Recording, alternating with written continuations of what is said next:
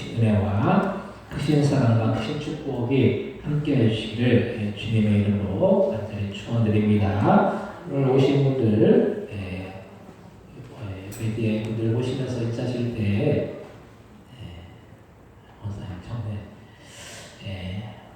반갑습니다. 들어오셨습니다. 인사하시기 바랍니다. 베디에 분들 오시면서 인사하실 때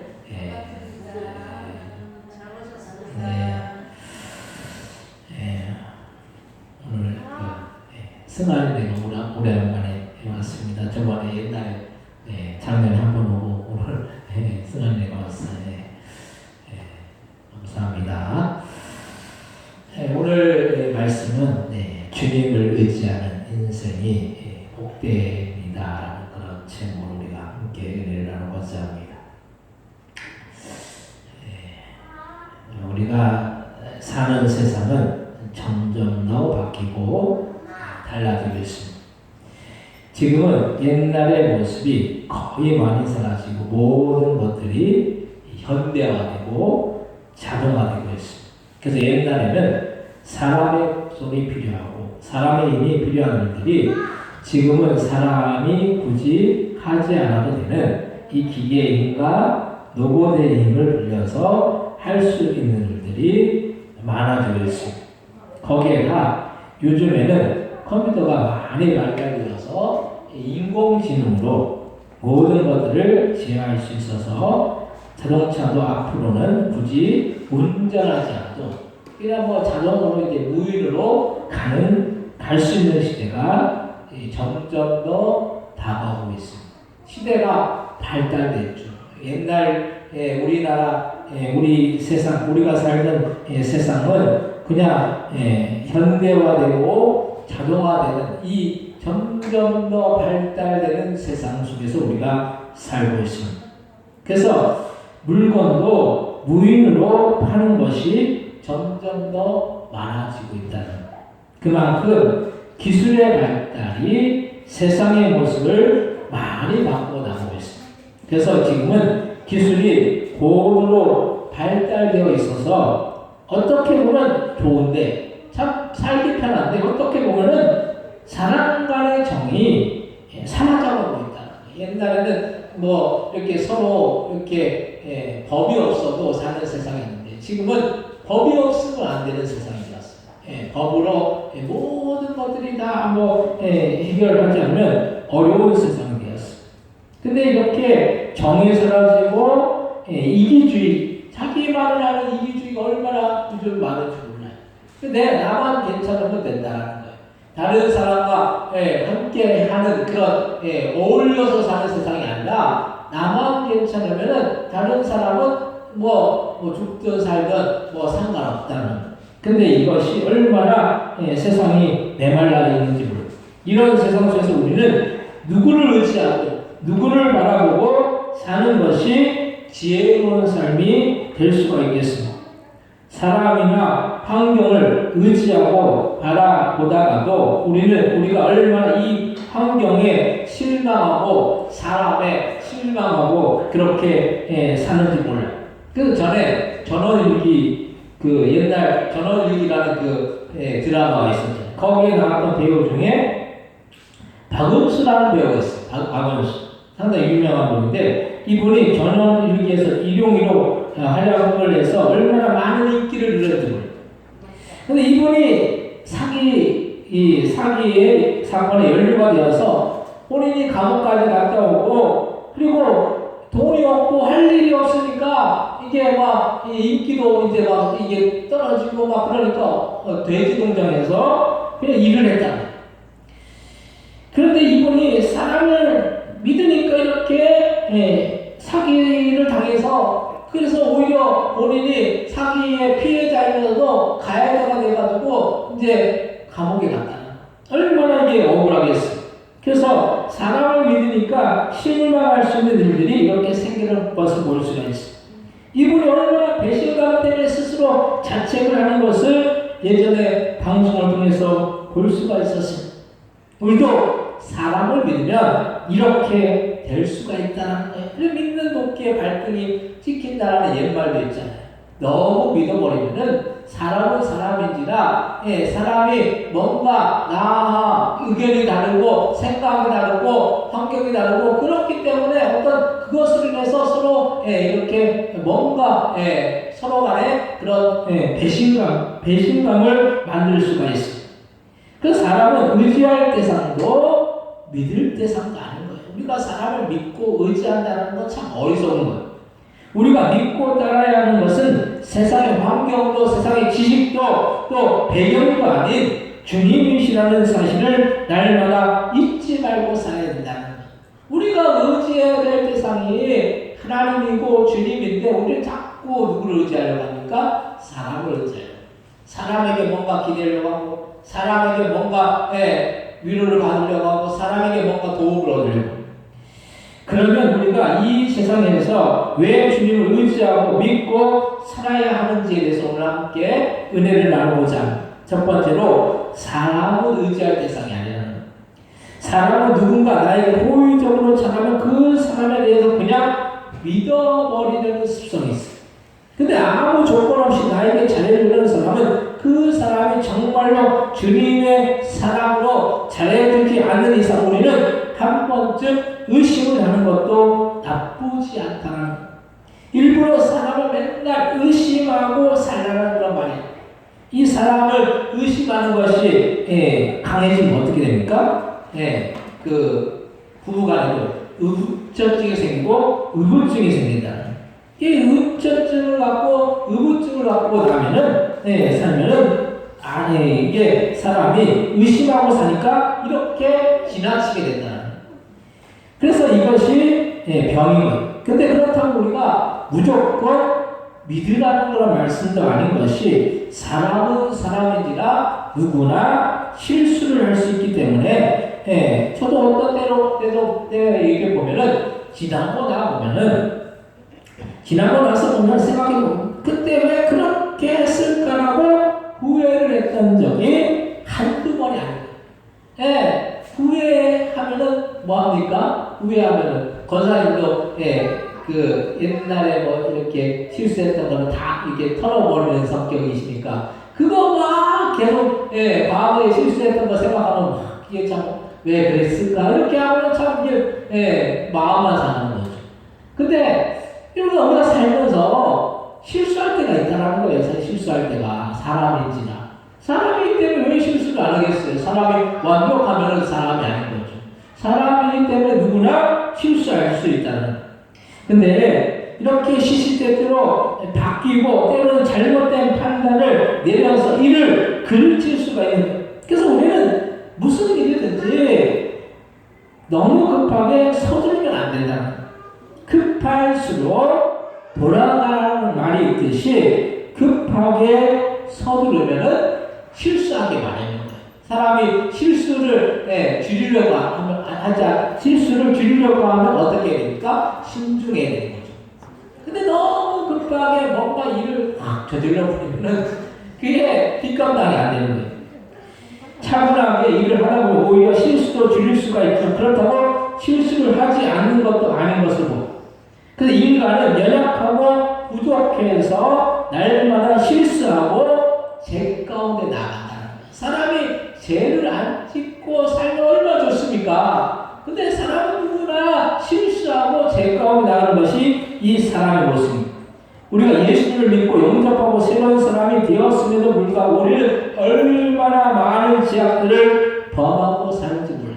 우리가 죄라는 게 겉으로 드러나는 세상에서 말하는 그런 죄뿐만 아니라 우리의 마음속으로 남을 비하하고 남을 시기하고 남에 대해서 안 좋은 마음 품고 이것도 죄라는 거예요. 성경에서는 죄가 있다는 적, 욕심이 있다는 적 죄를 낳고 죄가 그 죄로 인해서 결국 어떻게 됩니까? 사망 가운데 이른다라고 했어요. 그래서 이 죄의 대가는 사망인데 욕심을 부리는 것도 죄라는 거예요. 우리가 세상에서 욕심을 부리면은 그걸 죄라고 말합니까? 안 그러잖아요. 그냥 욕심을 부리는구나 이렇게 생각하지. 근데 말씀에서는 욕심을 부리는 것만 해도 죄라고 말씀했어요. 인간이 연약하고 인간이 부족하기 때문인 거예요.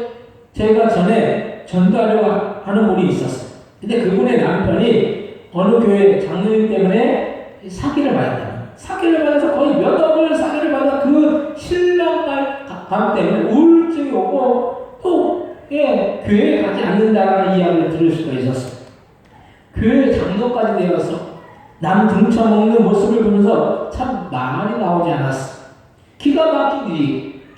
이렇게 사람은 연약하고 날마다 제약 속에 살기 때문에 우리가 그런 사람을 믿을 때 그때가 가장 위험할 때라는 사실을 우리는 잊지 말아야 된다는 거예요.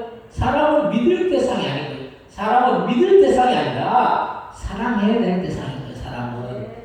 사람은 연약하기 때문에 부족하기 때문에 우리가 아무리 완벽하다라고 말하는 사람일지라도 그 가운데 금이 없겠어요. 그 가운데 부족함이 없겠느냐는 거예요. 사람을 의지하면 실망할 수밖에 없는 일들이 수두룩하다라는 거예요. 하지만 우리는 우리가 신뢰해야 할 대상이 주님이시라는 사실을 우리는 항상 기억하면서 살아야 할 줄로 믿습니다. 오늘 보면 시편 146편 1절에서 4절 말씀 한번 같이 한번 읽겠습니다. 시편 146편 1절에서 4절입니다. 할렐루야 내 영혼아 여호와를 찬양하라. 나의 생명을 여호와를 찬양하며 나의 평생에 하나님을 찬송하리로다. 기인들 의지하지 말고 도울 힘이 없는 인생도 의지하지 말지니 그의 호흡이 끊어지면 흙으로 돌아가서 그 날에 그의 생명이 소멸하리로다. 아멘.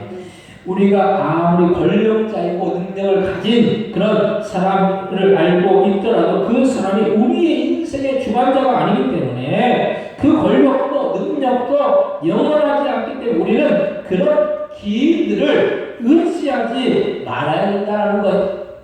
또 우리를 도와줄 수 있다고 생각하는 사람을 의지하려고 하지만 결국에는 그 사람도 도와주려고 하는 사람도 때로는 힘이 없어지게 되고 그리고 그 인생도 의지하지 말아야 된다는 것. 인간은 호흡이 끊어지면 흙으로 돌아가는 거예요.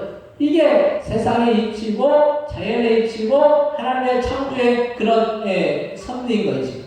우리가 부모가 자녀와 영원토록 살 수 있다고 생각하죠. 근데 부모도 어느 순간에나 그 호흡이 끊어지는 때가 있다는 거예요. 마찬가지로 우리가 자녀들과 함께 살지만 우리도 호흡이 끊어지는 때가 있다는 거예요. 영원하지 못하다는 거예요. 그때는 우리가 자녀를 영원히 책임져 줄 수 있다? 그건 안 되는 거예요. 자녀를 어떻게 영원히 책임져 줄 수 있습니까? 호흡이 끊어지면은 못 보는데 호흡이 끊어지면 못 보는 거예요. 부모 자녀 간에도 그 인연이라는 것이 호흡이 있을 때뿐인 거예요. 호흡이 끊어지면은 그때부터는 볼래야 볼 수가 없다는 거예요. 그 호흡은 영원하지 못하다는 거예요. 그래서 우리는 결국 흙으로 돌아가고 소멸하기 때문에 사람을 의지하면 결국에는 실망할 수 있는 일들만 많아진다는 거예요. 유한한 사람은 유한하기 때문에 우리를 이 세상에서 책임져 줄 수 있을지는 몰라도 이 세상 이후에 영원한 삶까지 책임져 줄 수 없다는 사실 우리는 날마다 기억하면서 우리가 의지해야 할 그 대상을 바로 두어야 된다는 것. 우리가 의지해야 될 분에게 의지를 해야 되는 거지. 사람을 의지하다가 실망할 수 있는 일들이 많다는 거예요. 그래서 두 번째로 우리가 의지해야 할 분은 하나님이라는 거예요. 하나님을 의지해야 된다는 그런 말씀입니다. 그럼 우리는 누구를 의지하는 게 지혜로운 인생이겠습니까? 사람은 지혜로운 것 같고 무슨 일이든지 다 할 수 있을 것 같잖아요. 근데 정작 미세한 눈에 보이지 않고 전자현미경으로 봐야지 보이는 고작 작은 바이러스를 어떻게 하지 못해서 지금 3년째 실내에서 마스크를 쓰다가 이제 실내 마스크를 해제했는데도 지금 실내나 실외에서도 마스크를 거의 벗고 다니지 않는 이상한 세상이 되었어요. 이 지금은 그 대중교통까지 이제 배제를 했잖아요. 그런데도 마스크를 안 벗어요. 야, 우리나라 사람들은 참 말을 잘 듣는 것 같아요. 우리나라 사람. 외국 같은 데는 그 마스크를 안 쓰고 다니네.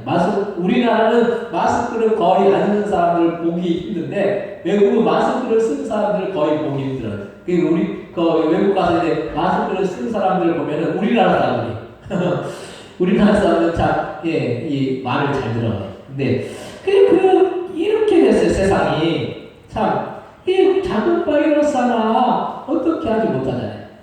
기술이 발달되고 의료 기술이 그렇게 발달되고 세상의 기술이 그렇게 인공지능이 나오고 그렇게 발달되어서 지금 과학이 기술이 발달되어서 우리 지구로부터 엄청난 거리에 있는 화성에 탐사 로봇을 미국의 나사에서 보내어서 화성을 탐사해가지고 그 탐사된 것을 사진으로 보내주잖아요. 그런 세상이에요 지금. 우주를 개척하기 위해서 그 하는 목적이 뭡니까? 그 기술이 발달되어 나중에는 화성에 우리 지구에 있는 사람들이 살 수 있는 그런 것을 미리 준비하기 위해서 그렇게 한다고. 그냥 탐사하는 것이 아니에요. 우리 지구에 있는 사람들이 거기 가서 살 수 있는 그런 조건을 만들기 위해서 그렇게 탐사하는 것. 참 대단한 세상이 됐죠. 기술이 그만큼 발달됐다는. 그런데도 인간이 이렇게 작은 것 하나 어떻게 할 수 없는 거예요. 우리 인간이 이렇게 뭐든지 할 수 있다라고 교만이 하늘을 찌르지만 결국에는 인간의 교만으로 바벨탑을 쌓아서 하나님같이 되려는 교만을 하나님은 바벨탑을 무너뜨리셔서 결국에는 인간의 무지를 깨닫게 하시는 우리가 이렇게 무지하고 어리석다는 사실 우리는 한시도 잊지 말아야 하는 것입니다. 날마다 우리는 그래서 주님 앞에 바짝 엎드려서 주님의 처벌을 바라고 살아야 된다는 거예요. 옛날에 임금 앞에 모든 신하나 백성은 바짝 엎드렸어요. 임금이 만약 행차한다고 하면은 그 백성들은 막 바짝 길바닥에 바짝 엎드려서 옷이 더러워지든 말든 바짝 엎드렸다는. 왜 이렇게 얘기했겠습니까? 다만 임금의 처분을 바란다는 뜻으로 바짝 엎드린 것. 우리도 주님이 어떻게 우리의 인생에 함께 하시느냐에 따라서 우리의 인생은 달라지는 거예요. 아무리 모자르고 부족한 사람이라고 할지라도 주님이 붙드시면 그 사람은 크게 사용하십니다. 우리 교단에서 가장 큰 교회가 연세명교회인데 윤석준 목사님 같은 경우에도 충남 부여 시골 출신. 근데 목사님 본인 말로 부여의 시골에서 배추 장사를 할 사람인데 주님이 이렇게 들어오셔서 침례교단뿐만 아니라 한국에서 안아주는 교회를 개척해서 담임하고 있으니 얼마나 그게 큰 영광이겠냐는 거예요. 그분이 지금 79세. 침례교단은 또 정년 퇴임이 없어. 그러니까 나이가 들어서 본인도 개척하면 되고 계속 가는 거예요. 그리고 교회들이 목사님이 은퇴하는 거 원하잖아. 원하지 않아. 그러니까 계속 할 수밖에 없는 거예요. 그분도. 근데 얼마나 그렇게 쓰임을 받는다는 거예요. 그것은 하나님이 인정하시고 하나님이 함께 하시기 때문에 하나님이 붙드시기 때문에 가능한 거예요. 그분이 스스로 잘나서 이렇게 쓰시는 것이 아니라 다만 주님께 쓰임받을 수 있는 그 믿음과 말씀에 대한 순종이 있기 때문에 주님이 그렇게 사용하신 것입니다. 우리는 우리의 힘을 의지하고 사람이나 배경을 의지하려고 하지만 그것은 절대적인 힘도 아니고 그것은 있다가도 없는 것이라는 사실을 우리는 기억해야 하는 것이고 절대적인 힘은 결국에는 주님이 주신다는 이 사실을 기억하시기 바랍니다. 세상 어렵고 영원하지 못해. 또 영원한 것은 주님의 능력과 권능이라는 거예요. 세상의 권력은 영원하지 못하지만 주님의 능력은 영원하다라는 것을 말씀입니다. 오늘 보면 시편 146편 5절에서 7절 말씀 한번 같이 읽겠습니다. 시편 146편 5절 7절입니다. 야곱의 하나님을 자기의 도움으로 삼으며 여호와 자기 하나님에게 자기의 소망을 두는 자는 복이 있도다. 여호와는 천지와 바다 그 중에 만물을 지으시며 영원히 진실함을 지키시며 억눌린 사람들 위해 정의로 심판하시며 주린 자들에게 먹을 것을 주시는 이시로다. 여호와께서는 각신들에게 자유를 주시는도다. 아멘. 우리는 우리의 소망을 주님께 두어야 되는 거예요. 주님께 두어야지 그게 복되는 것이고, 하나님은 천지와 바다와 우주 만물을 지으셨기 때문에 정의로 심판을 내리시고 자유함을 우리에게 주실 수 있는 능력의 주님이심을 우리는 잊지 말아야 된다는 그런 말씀입니다. 세상에서 살면서 우리가 우리의 인간의 한계를 느낄 때가 얼마나 많은지 몰라요. 인간이 알 수 있는 그런 한계, 우리 스스로 삶을 살면서 한계 앞에 맞닥뜨릴 때가 얼마나 많습니까? 내 힘으로 안 된다라고, 내 능력으로 안 된다라고, 참 이게 한계이구나 이렇게 생각할 때가 얼마나 많은지 몰라요.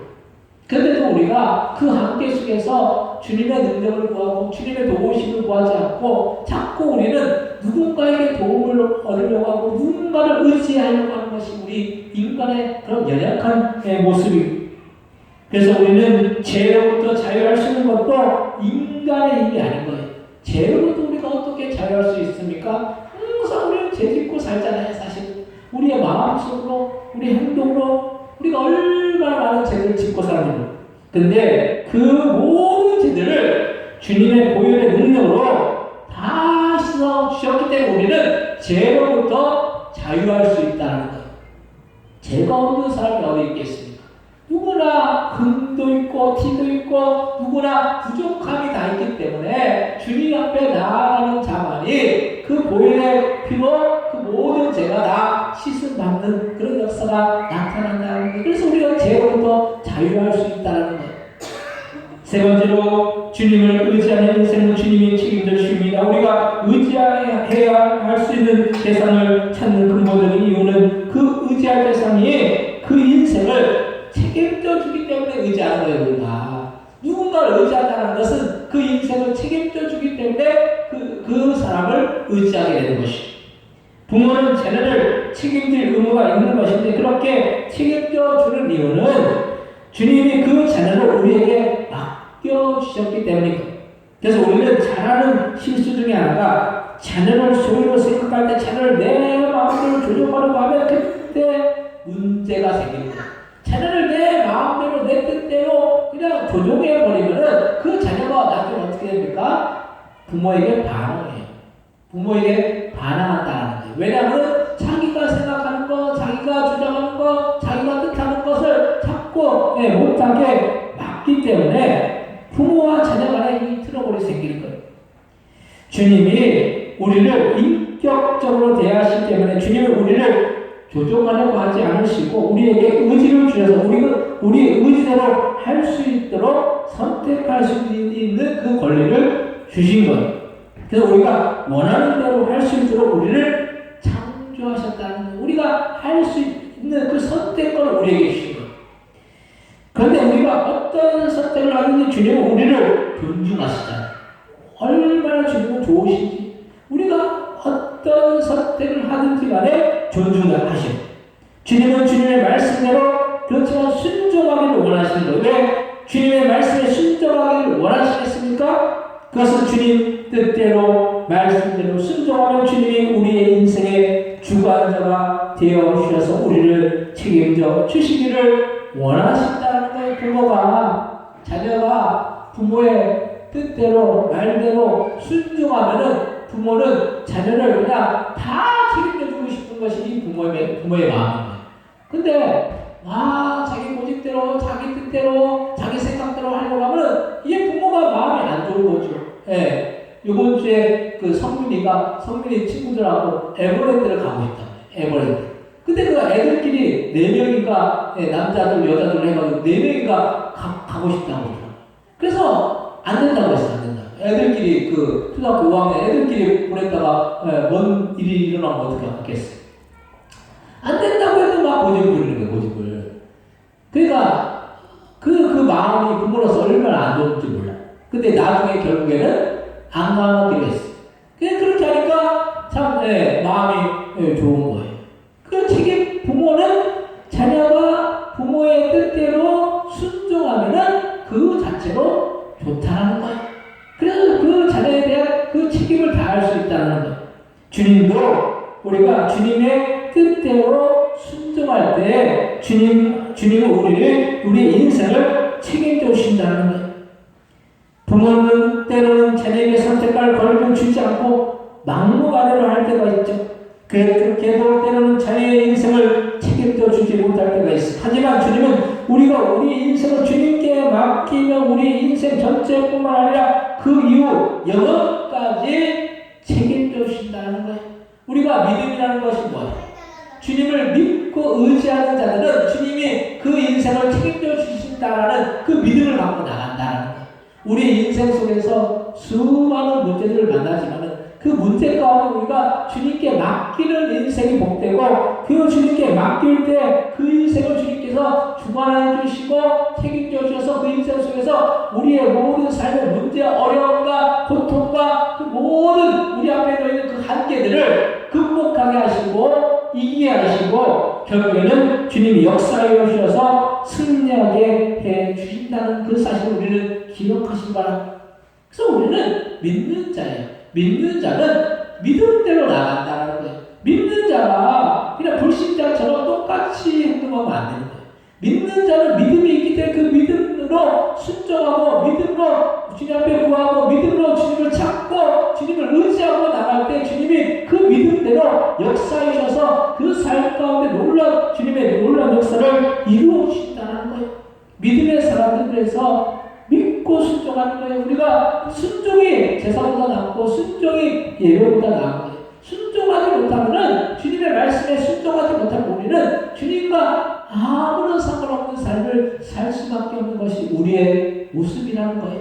그래서 우리는 주님이 말씀하시는 그 말씀을 우리가 인정하고 나가야 돼요. 우리 인생을 주님께 맡기면 주님은 사람과 같지 않으셔서 실수도 없으시고 죄도 없으시고 절대적인 능력을 함께해서 결국에는 주님이 주신 놀라운 능력과 역사와 은혜와 축복을 우리가 체험할 수 있을 줄로 믿으시기 바랍니다.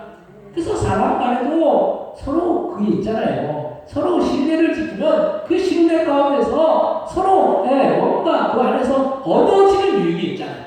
근데 주님께 우리가 주님을 신뢰하고 주님을 믿어드리면은 주님은 능력도 많으신 분이시고 또 우리에게 주실 것도 많으신 분이신 우리가 믿지 못해서 그것들을 받지 못하고 순종하지 못해서 주님이 주시는 그런 놀라운 축복도 받지 못하면 이거 참 손해이잖아요. 이왕이면 우리가 신앙생활하면서도 주님이 주시는 그런 놀라운 축복을 받으시기를 주님의 이름으로 축원드립니다. 오늘 보면 시편 146편 8절에 10절 말씀을 보겠습니다. 시편 146편 8절에 10절입니다. 여호와께서 맹인들의 눈을 여시며 여호와께서 비굴한 자들을 일으키시며 여호와께서 의인들을 사랑하시며 여호와께서 나그네들을 보호하시며 보아 강을 붙드시고 악인들의 길은 굽게 하시는도다. 시온아 여호와는 영원히 다스리시고 내 하나님 대대로 통치하시도다. 할렐루야. 아멘. 하나님 우리를 영원히 다스리시고 우리를 대대로 통치하시는 전능하신 주님이심을 우리는 잊지 말아야 하는 것입니다. 그 주님이 함께 하시면 우리는 어떤 상황 속에서 어떤 어려움과 고난 속에서도 낙심하지 않을 수 있고 주님이 주시는 힘으로 날마다 우리의 인생이 복되며 나의 든든한 지원물이 되시는 주님이 우리의 인생에 놀라운 은혜와 축복으로 가득 채워줄 줄로 믿습니다. 그 주님은 우리의 인생의 책임자가 되어주셔서 우리의 인생 전체와 그 이후 영원한 천국에서도 우리를 보호해주시며 지켜주실 줄로 믿으시기 바랍니다. 부모 자녀간에도 호흡이 있을 때 서로 지켜주고 보호해주고 돌봐주고 이게 되지. 그 이후에는 누가 보호해주고 지켜주고 돌봐줍니까? 주님이 보호해주고 지켜주고 돌봐주는 거예요. 그래서 우리가 지혜로운 인생은 주님을 믿는 인생이 지혜로운 인생이라는 거예요. 사랑하는 성도들, 이 세상을 우리가 의지할 때서는 사람도 환경도 배경도 인간의 지혜와 지식도 기술도 아닌 절대적이고 변함이 없으시고 전능하신 주님이심을 날마다 기억하시고 그 지금도 의지하고 그 말씀에 순종하고 그 뜻대로 가여서 주님이 우리의 인생 속에서 함께하여서 우리의 인생의 날들을 주님이 끝까지 책임져 주시고 천국에서 영원한 나라에서 지켜 보호하신 주님의 놀라운 은혜와 사랑과 축복을 받는 저희들 다 되실 수 축원드립니다. 시작하시고 통성을 하실 때 주님을 의지하는 인생이 복되다는 그 사실 기억하고 우리가 주님을 의지하고 사람을 믿고 사람을 신뢰하는 것보다 우리가 더 주님을 의지하고 주님을 신뢰하여 나가서 주님 우리의 인생을 책임져 줄 그런 우리가 되게 삼시면서 통성으로 기도하겠습니다. 하나님 아버지 우리가 사랑하면서 저들이